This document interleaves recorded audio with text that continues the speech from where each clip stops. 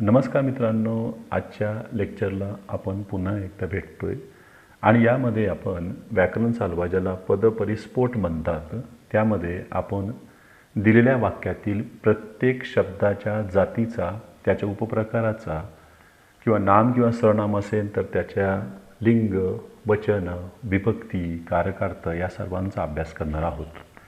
तर चला मित्रांनो, आपण यातला एक एक शब्द आपण घ्यायला सुरुवात करूया। त्यातला जो सगळ्यात पहिले आहे तो म्हणजे मी या शब्दाविषयी आपण थोडासा अभ्यास करूया। यामध्ये बघ बरं, मी हे काय आहे याच्यातलं, तर मी हे याच्यातलं प्रथम पुरुषी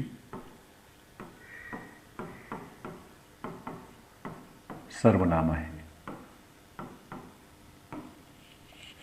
आता याची विभक्ती कोणती आहे ती आपल्याला ओळखायची असेल तर त्यासाठी आपल्याला त्या ठिकाणी नाम वापरून बघावं लागेल, कारण मी हे सर्वनाम प्रथमा किंवा तृतीया या विभक्तीमध्ये सारख्याच रूपात असते। तर या ठिकाणी बघा बरं, आपण एक राजू शब्द टाकून बघूया। राजू तुम्हाला एकही अक्षर बोलला नाही, याचा अर्थ राजू या शब्दाला आपण प्रत्यय लावलेलं नाही। त्यावरून कळतं की हे प्रथमा विभक्तीमध्ये आहे। हे पुल्लिंगीमध्ये आहे, एक वचनी आहे। बघा, याचं वचन झालंय, लिंग झालंय, याचा विभक्ती प्रकारे झाला, याचा सर्वनामाचा प्रकारे झाला, पुन्हा हा वाक्यातील कर्ता आहे। कारण बोललो नाही, बोलणारा किंवा न बोलणारा कोण, तर मी, कर्ता प्रथमा झाला। म्हणजे यावरून एक कळतं की कर्ता प्रथम आहे, म्हणजे याच्यामध्ये प्रयोग प्रकारही तुम्हाला कळतोय, तो म्हणजे कर्तरी हा प्रकार आहे। आता यामध्ये आणखीन शब्दांचा अभ्यास आपण करूया।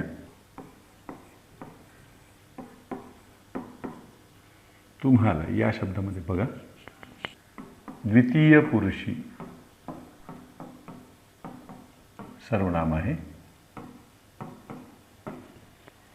याची जी विभक्ती आहे ती चतुर्थी विभक्ती आहे, कारण यामध्ये हा संप्रदानाचं कार्य करताना आपल्याला दिसतोय। वाक्यपृथक्करणामध्ये याच संप्रदानाला आपण कर्मपूरक, काही जण यालाच अप्रत्यक्ष कर्म, तर याच संप्रदानास काही जण विधेयपूरक असं देखील म्हणतात। बघा, भिन्न भिन्न नावं एकालाच लाभलेली आहेत। झालंय। पुन्हा द्वितीय पुरुषी तर आहेच, पुन्हा हे अनेक वचनी आहे। याचं लिंग निश्चित केलेलं नाहीये, त्याच्यामुळे याला आपल्याला उभय लिंगामध्ये ठेवता येईल। एकही अक्षर याविषयी आपण थोडासा अभ्यास करू। एकही अक्षर, त्यामध्ये बघा सगळ्यात पहिली गोष्ट अक्षर या शब्दाविषयी अभ्यास करू आपण। तर अक्षर हे यातील नाम आहे, एक वचनी आहे, नपुंसक लिंगी आहे, प्रथमा विभक्तीत आहे आणि हे याच्यातील कर्म आहे, पण याच्या लिंगाचा परिणाम क्रियापदावर आढळत नाही। त्याआधी आलेला हा शब्द जो आहे एकही, तर हा त्यातील संख्या विशेषण आहे। संख्या विशेषणामध्ये हे गणनावाचक आहे, पूर्णांक संख्येचा बोध होत आहे। त्यास ही हे शब्दयोगी अव्यय जोडले आहे।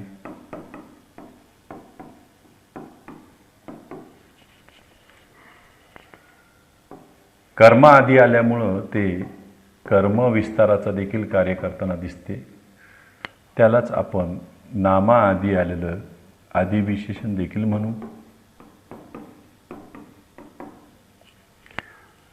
आता शेवटच्या शब्दांकडे आपल्याला जायचं आहे, तेही पाहू. बोललो नाही हे वाक्यातले शेवटचे शब्द आहेत. आपण यांचा अभ्यास करूयात.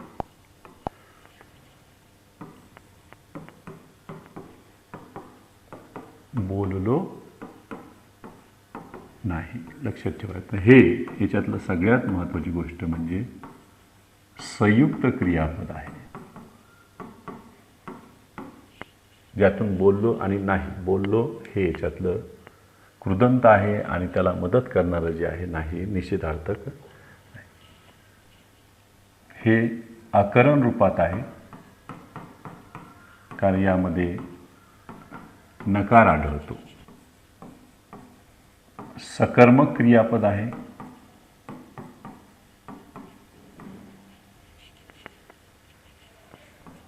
त्याचं जर लिंग आणि वचन जर पाहायचं असेल तर हे पुल्लिंगी आहे, एकवचनी आहे, कारण नाही या शब्दाला कुठेही त लागलेलं नाही. वाक्य प्रकार अभ्यासाचा असेल तर हे नकारार्थी विधान आहे. प्रयोगाच्या दृष्टीने याचा अभ्यास करायचा असेल तर हे कर्तरी प्रयोग आहे आणि त्यातल्या त्यात तो सकर्मक कर्तरी आहे. एकच क्रियापद असले, जरी संयुक्त क्रियापद पण एकच क्रियापद असल्यामुळे हे याच्यामध्ये केवळ वाक्यात देखील मोडते. तर अशा प्रकारे मित्रांनो आपण या वाक्याचा अभ्यास केला आहे. आपल्याला व्हिडिओ आवडल्यास नक्की आपल्या मित्रांना शेअर करा, लाईक करा, कमेंट करा. आणखीन काही तुम्हाला असेच व्हिडिओ हवे असतील त्याबद्दलही आम्हाला सूचना करा. चॅनलला सबस्क्राईब करा. धन्यवाद मित्रांनो.